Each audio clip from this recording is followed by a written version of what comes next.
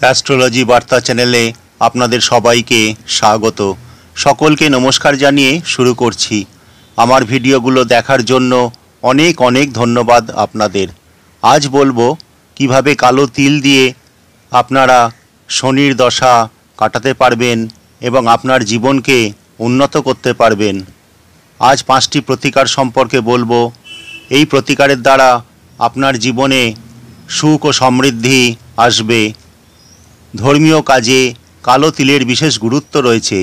দুর্ভাগ্য দুর্দশা আপনার জীবন থেকে মুছে যাবে।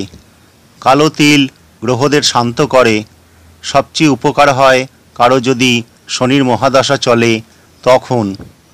শনির মহাদশায় দুর্ভাগ্যকে কমিয়ে আনতে কালো তিল ব্যবহার করুন।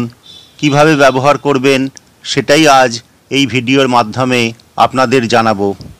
ঋণে জর্জরিত হয়ে পড়েছেন, অর্থের সমস্যায় ভুগছেন। শনিবার একটা কালো কাপড়ে কালো তিল বেঁধে আপনার মনস্কামনা জানিয়ে শনি মন্দিরে দান করে আসুন। ফেরার সময় কোনো গরিব দুঃখীকে আপনার সামর্থ্য অনুযায়ী অর্থ দান করুন। যদি একাধিক ব্যক্তিকে দান করতে পারেন সবচেয়ে ভালো হবে।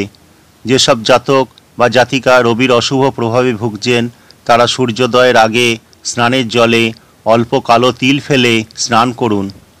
আরেকটি উপায় হলো পূর্ণিমা বা অমাবস্যায় নদীতে স্নান করে প্রবাহিত নদীর জলে কালো তিল ভাসিয়ে দিন।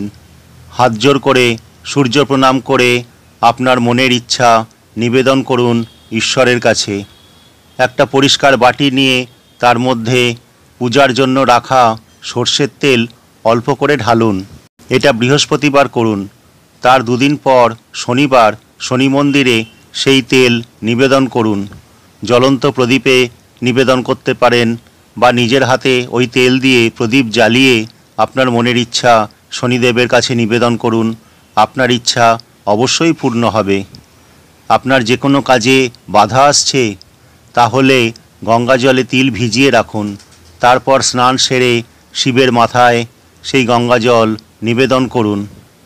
বাড়িতে প্রায়ই ঝগড়া অশান্তি হয়, তাহলে দুধের মধ্যে কালো তিল ভিজিয়ে রাখুন। স্নান করে কৃষ্ণ মন্দিরে সেই দুধ নিবেদন করুন। মনে মনে কৃষ্ণ মন্ত্র জপ করুন। ঝগড়া অশান্তি অনেক দূর হবে।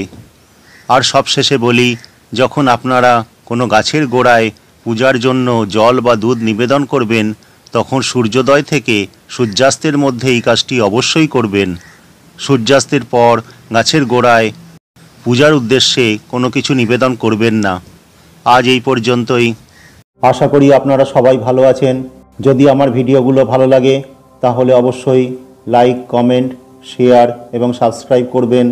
এবং আপনার মনে কোনো প্রশ্ন থাকলে অবশ্যই কমেন্ট বক্সে লিখে জানাবেন।